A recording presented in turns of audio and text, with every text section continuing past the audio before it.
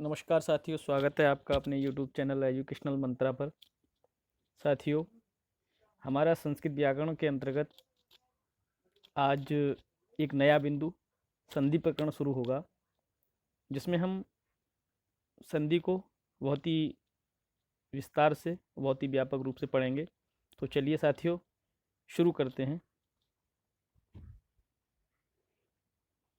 देखिए साथियों, पहले बात आती है संधि प्रकरण से संधि की। तो संधि हमारा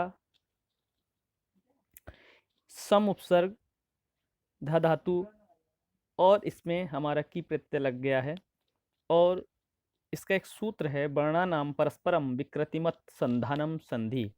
अर्थात अर्थात साथियों, इसका मतलब है दो वर्णों के मेल से जो विकार उत्पन्न होता है उसे हम संधि कहते हैं।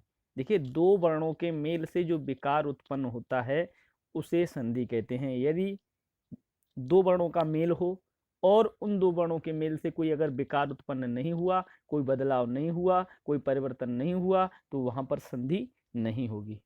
तो साथियों, संधि के लिए दोनों वर्ण एक दूसरे के पास पास सटे हुए होने चाहिए। वर्णों के इस समीप स्थित को हम क्या कहते हैं साथियों? संहिता कहते हैं। क्या कहते हैं साथियों? संहिता। समीप होने को हम संहिता कहते हैं।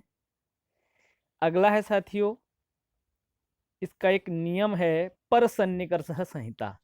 जो संहिता है, समीप होना, दो वर्णों का समीप आना, क्या कहलाता है? संहिता कहलाता है। इसी प्रकार यदि दो वर्णों का परस्पर मेल होने पर भी, दो वर्णों का परस्पर मेल होने पर भी यदि उनमें से कोई विकार उत्पन्न नहीं होता है तो उसे हम संधि या संहिता नहीं मानेंगे। किनको हम संधि या संहिता नहीं मानेंगे? यदि दो परस्पर मेल होगा तो हम संधि या संहिता नहीं मानेंगे। वहां पर क्या होगा साथियों? जो जैसा मैंने बताया, संयोग होगा। क्या होगा? संयोग होगा। जैसे अभी यहाँ पर हम कुछ उदाहरण देखते हैं। उद धन लेख। यहाँ पर उद धन लेख में देखें तो देखिए दा और ला। तो यहाँ पर उद और लेख में हमने देखा उल्लेख। इसका जो संधि हुई तो यहाँ पर हो गया ये उल्लेख। और उल्लेख में किस किस का? दा का और ला। दा का और ला का क्या हुआ? क्या हुआ? संधि हुई और इसमें विकार हुआ। तो दा के स्थान पर क्या आ गया? ला आ गया। हमारा स्वर रहित ला आ गया। तो ये हमारा हो गया उल्लेख। तो यहाँ पर हमारा क्या होगा साथियों? संधि होगी। तो आप समझ पाए होंगे, दा के स्थान पर ला आना हमारा संधि का होना है। अगला साथियों इसमें है, देखिए उदाहरण उदयानम। उदयानम देखिए, उदयानम में क्या देखेंगे हम? दा है यहाँ पर और या है। दा है और या है। और यहाँ पर भी देखिए, जब संधि संधि यहाँ पर जब मेल हुआ है तो यहाँ पर उदयानम वैसा ही लिख गया है। अर्थात यहाँ पर कोई परिवर्तन नहीं हुआ, कोई विकार नहीं हुआ, तो यहाँ पर हमारी संधि नहीं होगी। यहाँ पर क्या होगा? यहाँ पर साथियों हमारा संयोग हो जाएगा। क्या हो जाएगा? संयोग। अगला साथियों है समधंधी। तो संधि में देखिए माँ के स्थान पर क्या हुआ? मकार का अनुस्वार हो गया। साथियों क्या हुआ? मकार का अनुस्वार हो गया। यहाँ पर देखिए मकार है ये, और यहाँ पर देखिए मकार की जगह पर क्या आ गया? हमारा अनुस्वार आ गया। तो यहाँ पर हमारा क्या है? संधि है। उसी तरीके से सत्यम धन एव, और सत्यम और एव को हमने जब देखा, माँ पर हमने ए का जो स्वर है वो लगाया तो एक ही मात्रा आ गई, और उसी तरीके से एक ही मात्रा आने पर यहाँ पर कोई परिवर्तन नहीं हुआ, कोई विकार नहीं हुआ, तो यहाँ पर संधि नहीं होगी। साथियों यहाँ पर भी संयोग होगा। तो आप समझ सके होंगे कि जब दो वर्णों के मेल से, है ना, या जब दो वर्णों के आपस में मेल होता है तो तब एक विकार होता है। जब विकार होता है अर्थात परिवर्तन होता है तो वहां पर संधि होती है। बगैर विकार या बगैर परिवर्तन की संधि नहीं मानी जाती है। ऐसा विद्वानों का मत है, और ऐसा हम संधि में भी देखे। तो साथियों आगे संधि के भेद हम पढ़ेंगे।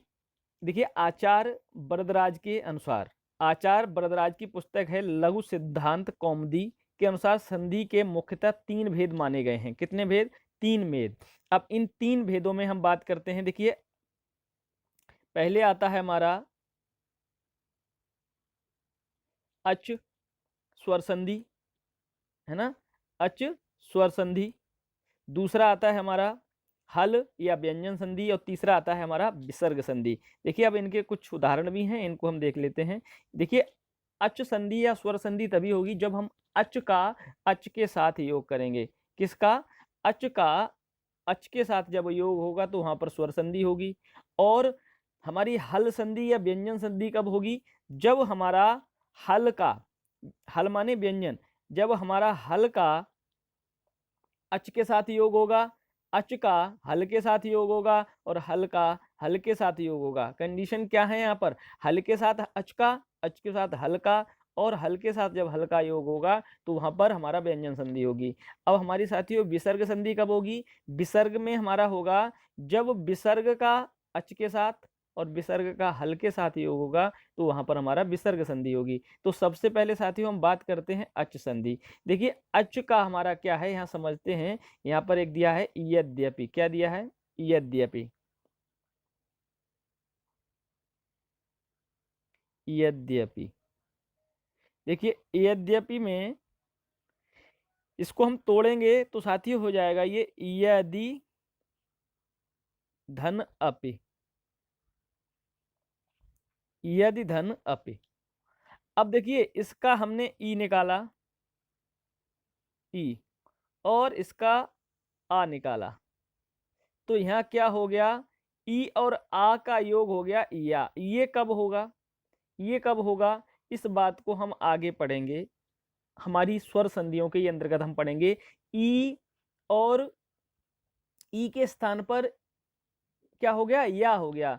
या इक के स्थान पर हमारा, है ना, देखिए यहाँ पर ई उ री री, इनके स्थान पर या रा ला वा हो गया, अर्थात इक के स्थान पर यण हो जाता है। वो हमारा यण संधि को यणाची इसका सूत्र होगा, वो आगे चल के बताया जाएगा। तो ये यहाँ पर आप समझिएगा, यहाँ पर ई के स्थान पर यहाँ ई और यहाँ आ, ई और आ का योग हुआ, या हो गया। तो यहाँ पर क्या हुआ? ये हमारा स्वर का मेल स्वा के साथ हुआ, ई के साथ मेल आ का हुआ, अर्थात ई भी स्वर है, आ भी स्वर है, और हमको प्राप्त क्या हुआ? या प्राप्त हुआ। तो जब स्वर के साथ स्वर के मेल हो और विकार उत्पन्न हो तो वहां पर हमारा अच संधि है, अर्थात स्वर संधि है। अगली हम बात करते हैं हल संधि की। देखिए हल संधि में बात होती है हल का अच के साथ। देखिए जगत, हम देखिए वर्णों में संधि कब करते हैं? वर्णों में संधि आपको याद भी होगी, ध्यान भी होंगे, आप लोग पहले से जानकार भी होंगे। तो इसमें से ये देखिए संधि जब होती है प्रथम शब्द के अंतिम वर्ण और द्वितीय शब्द के प्रथम वर्ण के साथ संधि होती है। तो यहाँ पर हम देखेंगे, देखिएगा हल और अच। देखिए ता यहाँ पर क्या है? हल, और ई यहाँ पर क्या है साथियों? स्वर। तो यहाँ ता का ई के साथ जब योग हुआ तो क्या हुआ? ता और ई जब योग हुआ तो ता के स्थान पर दा हुआ, तो ये संधि हो गई। कौन सी संधि हो गई साथियों? हल संधि हो गई। क्योंकि अच संधि तभी होगी जब हमारे प्रथम शब्द के अंतिम वर्ण स्वर हो और द्वितीय शब्द का प्रथम वर्ण स्वर हो, तब अच होगा। अर्थात दोनों वर्णों स्थानों पर क्या होगा? स्वर हो। और यहाँ पर हल है और अच है, यदि कहीं भी हल है तो वहां पर हल संधि ही होगी। हल के साथ अच जुड़ा तब भी हल संधि, अच के साथ जब हल जुड़ेगा तब भी हल संधि, और हल के साथ हल जुड़ेगा तब तो संधि हमारी व्यंजन या हल संधि होगी ही। तो अब यहाँ पर आप देखते हैं ता का योग ई से हुआ तो जगदीश हुआ, ये व्यंजन संधि है। अच और हल, देखिए यहाँ पर शिव में आ और यहाँ छाया, तो यहाँ पर भी थोड़ा देखिए यहाँ पर शिव छाया हुआ। उसी तरीके से हल का हल के साथ योग होगा ता और ना, ता और ना, अर्थात ता का योग ना से करेंगे तो ता के स्थान पर ना आदेश हो जाता है। ये हम आपको व्यंजन संधियों में नियमों के अनुसार पढ़ाएंगे। तो आप समझ रहे हैं ता का यहाँ पर ना हो गया, है ना, तो ये भी हल संधि है। तो ये सारे हल संधियों के उदाहरण है। अगला है विसर्ग संधि। देखिए विसर्ग संधि में क्या है? विसर्ग और इसका योग अच के साथ होगा। विसर्ग का योग किसके साथ होगा साथियों? अच के साथ। देखिए विसर्ग का अच के साथ, देखिए अतः और एव, जब अतः और एव हुआ तो अतएव हो गया। या कभी कभी इसको अतएव को हम ऐसे भी लिख देते हैं अतएव, है ना। तो यहाँ पर आप समझ रहे हैं अतएव या अतएव। तो यहाँ पर भी विसर्ग संधि हुई। विसर्ग का यहाँ लोप हो रहा है इधर, और यहाँ पर क्या हुआ, विसर्ग का यहाँ पर संधि हुई। इस तरीके विसर्ग और हल संधि नमः, अब यहाँ विसर्ग के स्थान पर क्या आ जाएगा, सा आ जाएगा, विसर्ग के स्थान पर सा आदेश हो जाएगा, है ना, क्या आ जाएगा, सा आदेश हो जाएगा, तो ये नमस्ते हो जाएगा। तो यहाँ पर आप समझे। अब आगे हमारी चर्चा है, नोट है इसका, आचार्य भट्टोजी दीक्षित की कृति है हमारी व्याकरण सिद्धांत कौमुदी। कौन सी है, आचार्य भट्टोजी दीक्षित की एक रचना है व्याकरण सिद्धांत कौमुदी। उसके अनुसार 5 प्रकार की संधि बताई गई है। देखिए, पहली है अच संधि, दूसरी है हल संधि, विसर्ग संधि, प्रकृति भाव और स्वादि संधि। देखिएगा, आचार्य भट्टोजी दीक्षित ने कितने प्रकार की संधि बताई हैं, 5 प्रकार की बताई हैं। उसी तरीके से आचार्य भद्राज, जो भट्टोजी दीक्षित के कौन है, शिष्य हैं, इन्होंने प्रकृति भाव संधि को, किसको, प्रकृति भाव संधि को और स्वादि संधि को, देखिए प्रकृति भाव संधि को अच में, अच संधि में, तथा स्वादि संधि को विसर्ग संधि में जोड़ दिया है ना। इस प्रकार से हमारी कितनी संधि रह जाती हैं, 3 ही मुख्यतः संधि रह जाती हैं, अच अर्थात स्वर संधि, व्यंजन अर्थात हल संधि और विसर्ग संधि। 3 प्रकार की संधि रह जाती हैं जिनको हम मुख्यतः पढ़ेंगे। तो सबसे पहले हम बात साथियों करते हैं हमारी अच या स्वर संधि। अब देखिए, अच या स्वर संधि, आप कहेंगे कि अच को यहाँ अच क्यों कहते हैं स्वर को, तो साथियों अच इसलिए कहते हैं कि हमारा एक प्रत्याहार है अच प्रत्याहार। कौन सा साथियों प्रत्याहार है, अच प्रत्याहार, और जिसको हम आपको पढ़ाए थे वर्ण विचार के अंतर्गत। तो अच प्रत्याहार में हमारे सारे वर्ण आ जाते हैं। देखिए, अच प्रत्याहार हमारे पहला मास्टर सूत्र जो है अयुण, अयुण जो हमारा पहला मास्टर सूत्र है उसके अनुसार, और हमारे जो स्वर का आखिरी अर्थात चौथा जो है हमारा अयौच, ये महत्व सूत्र, इन दोनों के इसका प्रथम वर्ण और इसका अंतिम वर्ण मिलाकर हमारा एक प्रत्याहार बन जाता है अच प्रत्याहार। और अच प्रत्याहार के अंतर्गत हमारे वर्ण आते हैं आ, ई, उ, री, लिरी, ए, ओ, ऐ, औ। तो इस तरीके से हमारे ये कितने 9 स्वर होते हैं। तो 9 स्वरों से हमारा क्या होता है, अच बनता है। और यही इन अच संधियों में 9 स्वरों का खेल है। इसी हम 9 स्वरों की कहानी यहाँ पर समझेंगे, पढ़ेंगे। तो समझिएगा साथियों, जब किसी अच स्वर वर्ण के साथ अच वर्ण का ही मेल होता है, किसके साथ, अच स्वर वर्ण के साथ, या अच को हम स्वर कह देते हैं ना, तो अच या स्वर वर्ण के साथ अच वर्ण का ही योग होगा या मेल होगा, तो वहां पर हमारी अच संधि मानी जाएगी, है ना। देखिए, अच संधि हमारी निम्नवत 8 प्रकार की हैं। कितने प्रकार की हैं साथियों, 8 प्रकार की। तो कौन सी है, पहली है दीर्घ, दूसरी है गुण स्वर संधि, तीसरी है वृद्धि स्वर संधि, चौथी है साथियों हमारा यण स्वर संधि, और 5वीं है अयादि स्वर संधि, 6ठी है पररूप, 7वीं पूर्व रूप, और हमारी 8वीं और आखिरी है प्रकृति भाव स्वर संधि। तो हमारी ये इन 8 संधियों को आप लोग समझ रहे हैं, इनको हम बारी बारी से क्रमशः समझते जाएंगे और बहुत ही बारीकी से पढ़ेंगे। साथियों, यदि इसमें आपको कोई दिक्कत होती है, आपको प्रश्न सूझता है, तो आप लोग कमेंट सेक्शन में पूछ सकते हैं, मैं बताने का पूरा प्रयास करूंगा। तो साथियों, हम पढ़ते हैं दीर्घ स्वर संधि या अच संधि। दीर्घ स्वर संधि हम पढ़ेंगे, तो दीर्घ स्वर संधि का हमारा सूत्र होता है साथियों अकहा सवर्णे दीर्घा। क्या होता है, अकहा सवर्णे दीर्घा। देखिए, अकहा सवर्णे जब दीर्घा हम पढ़ेंगे तो उसमें हम सूत्र के अनुसार बात करते हैं अक प्रत्याहार। कौन सा प्रत्याहार साथियों, अक प्रत्याहार। तो अक प्रत्याहार में हम जब बात करते हैं तो अक प्रत्याहार के अंतर्गत आने वाले वर्ण होते हैं आ, ई, उ और री और लिरी। ये हमारे अक प्रत्याहार के अंतर्गत वर्ण आते हैं आ, ई, उ, री, लिरी, अयुण, रिलरिक। 2 मास्टर सूत्रों से बनता है हमारा कौन सा, अक प्रत्याहार। तो अक प्रत्याहार अकह सवर्ण दीर्घा, इस अक प्रत्याहार में आने वाले वर्ण का योग अक प्रत्याहार के वर्णों से होगा, तो वहां पर क्या होगा, दीर्घ स्वर संधि होगी। सवर्ण माने समान वर्ण आए, अक प्रत्याहार के अंदर अक प्रत्याहार का योग अक प्रत्याहार के वर्णों से ही होगा, तो वहां पर हमारी दीर्घ स्वर संधि होगी। इसको हम आगे अब पढ़ेंगे। देखिए साथियों, हिरस्व, हिरस्व या दीर्घ अक ह्रस्व या दीर्घ अक। अक मतलब है अ ई उ री ली। वर्णों का मेल किससे होता है? ह्रस्व या दीर्घ, ह्रस्व या दीर्घ अक वर्णों से ही होगा, तो वहां पर दीर्घ स्वर संधि होगी। आप समझ रहे होंगे, जब हमारा योग किसके साथ होगा साथियों? आ का योग समान वर्णों के साथ, है ना। आ का योग आ के साथ, चाहे ह्रस्व हो चाहे दीर्घ हो, चाहे दीर्घ हो चाहे ह्रस्व हो, चाहे ह्रस्व हो चाहे ह्रस्व हो, चाहे दीर्घ हो चाहे दीर्घ हो। इससे मतलब नहीं है चाहे दीर्घ ह्रस्व ह्रस्व ह्रस्व, ह्रस्व दीर्घ दीर्घ ह्रस्व दीर्घ दीर्घ, कोई भी होगा जब साथियों, तब हमारा उसके साथ क्या होगा? समान वर्ण के साथ योग होगा, तो साथियों वहां होगा हमारा दीर्घ स्वर संधि। जैसे ई का हो, ऊ का हो, री का हो, ली का हो, तो लेकिन होगा क्या? समान वर्ण के साथ। तो इस तरीके से हम यहाँ साथियों देखते हैं। देखिए आ का योग हुआ आ के साथ, है ना। कोई हो, ह्रस्व हो दीर्घ हो या ह्रस्व हो दीर्घ हो, कोई भी योग होगा, क्या होगा? दीर्घ ही स्वर संधि होगी, है ना।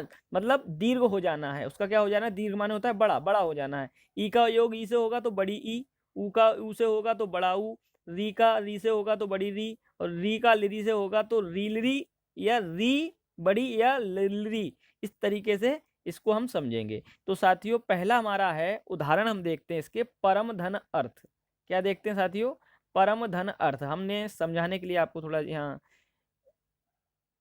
ब्लैंक रखा है जगह, तो इसको समझते हैं। देखिए परम धन अर्थ, परमार्थ को हम लेते हैं पहले साथियों। परमार्थ, परमार्थ। देखिए परमार्थ की हम संधि करेंगे साथियों, तो परमार्थ माने परम धन अर्थ, परम धन अर्थ। अब देखिए इस परम का हम निकालने, यहां से हम क्या निकालने, ये हो गया हमारा परम, क्या हो गया साथियों? परम। और हमने ये स्वर रहित कर दिया, इसका निकाल लिया हमने स्वर, क्या निकाल लिया? आ।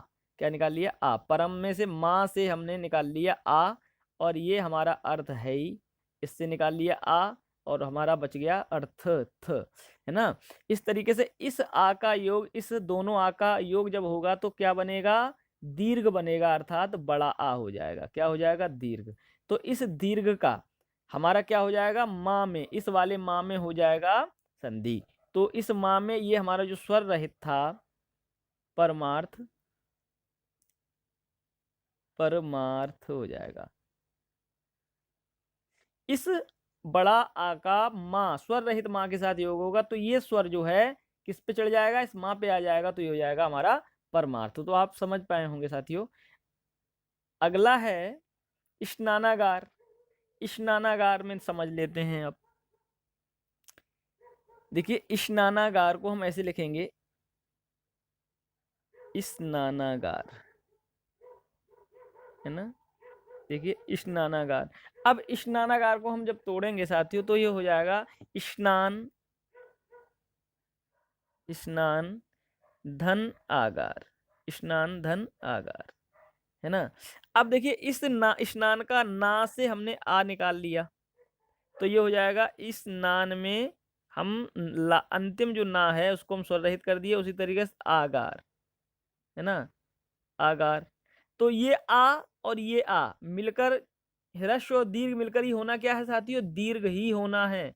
क्या होना है? दीर्घ ही होना है। तो इस तरीके से यहाँ पर साथियों हम समझे कि यहाँ पर ये जो हमारा दीर्घ वर्ण आया, इसका इस स्वर रहित ना में क्या हो जाएगा? क्या हो जाएगा? मेल हो जाएगा। तो ये हमारा बन जाएगा स्नानागार। क्या बन जाएगा साथियों? स्नानागार। उसी तरीके से साथियों हमारा अगला है विद्यार्थी, तो आप विद्यार्थी बना सकते हैं। विद्यार्थी, विद्याधन अर्थी। उसी तरीके से बड़ा आ और छोटा आ का, चिकित्सा को भी हो सकते, चिकित्सालय, बड़ा आ और बड़ा आ का हो जाएगा, है ना। करके देखिएगा, और नहीं आए तो कमेंट सेक्शन में पूछेगा, मैं पूरी तरीके से बताऊंगा। अगला है साथियों कविंद्र। जैसे हमने ये दे दिए हैं, इनको समझना है। कविंद्र, चलिए कविंद्र को समझ लेते हैं।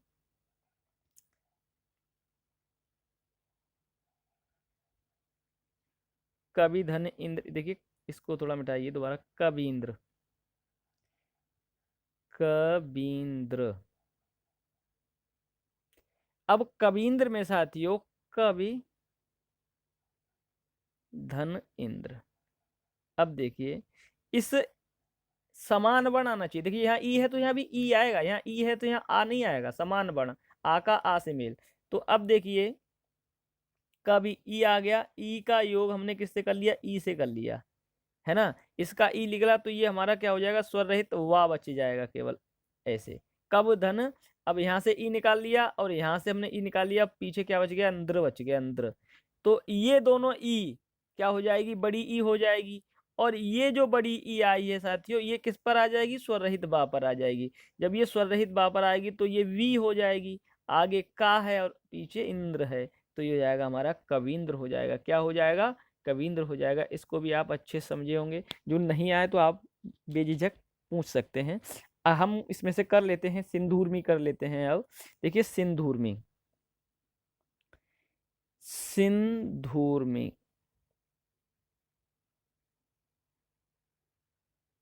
अब देखिए सिंधूर्मी में हमारा होगा सिंधु, और उर्मी माने लहर, उर्मी माने लहर। अब साथी देखिएगा यहाँ पर ऊ आया निकल के, अब हम इसको हम सिंध कर सकते हैं। क्या कर सकते हैं, सिंध। देखिए सिंध कर दिया, ये क्या कर दिया साथियों, सिंध, है ना। ये सिंध बच गया। अब इससे हमने क्या निकाल लिया, ऊ निकाल लिया। उसी तरीके से यहाँ से हमने क्या निकाल लिया, ऊ निकाल लिया। तो ये ऊ और यहाँ बच गया अरमी। अब इस ऊ का और ये दोनों ऊ का क्या हो जाएगा, दीर्घ ऊ हो जाएगा। क्या हो जाएगा, दीर्घ ऊ। और इस दीर्घ ऊ का किस में आ जाएगा, इस स्वर रहित धा में योग हो जाएगा। तो इस छोटे ऊ की स्थान पर बड़े ऊ की आ जाएगा, तो हमारा क्या बन जाएगा साथियों, सिंधूर्मी बन जाएगा। क्या बन जाएगा साथियों, सिंधूर्मी। इस तरीके से यहाँ सिंधूर्मी बनेगा। अगला साथियों हमारा बधु उल्लास। देखिए बधु उल्लास को समझना है तो इसको भी समझ लेते हैं। बधु उल्लास देखिएगा,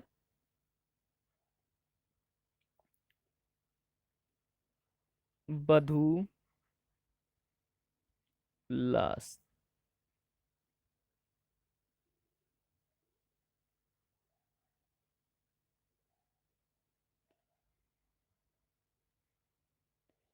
माफ करना साथियों, बधु उल्लास।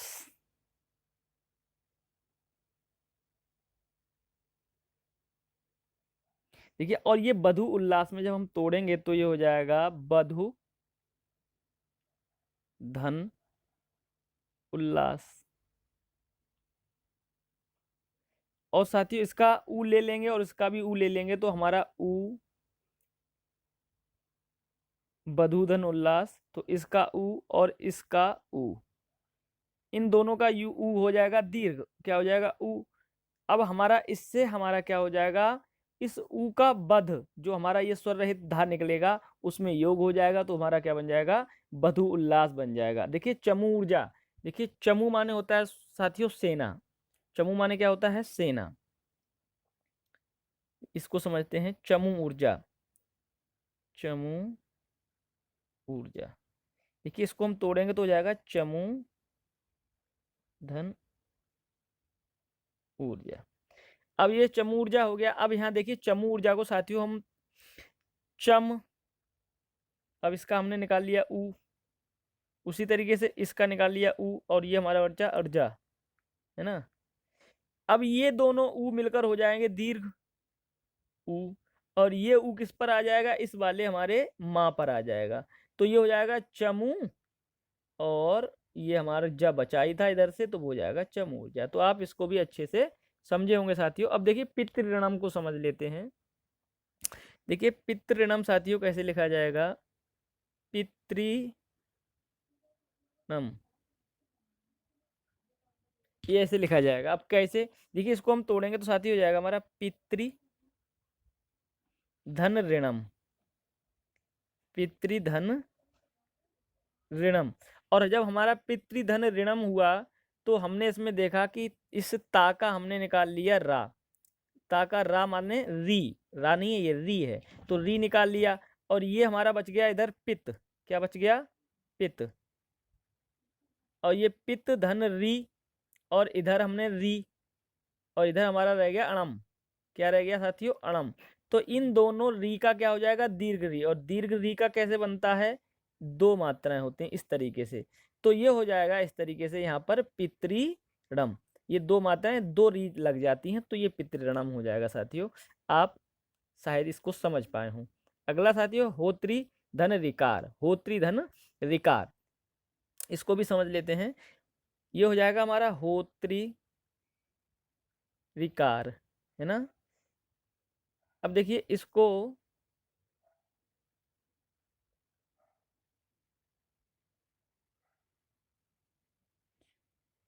होत्री होत्रिकार, अब इसको साथ ही हम तोड़ेंगे तो ये हो जाएगा होत्री धन ऋकार।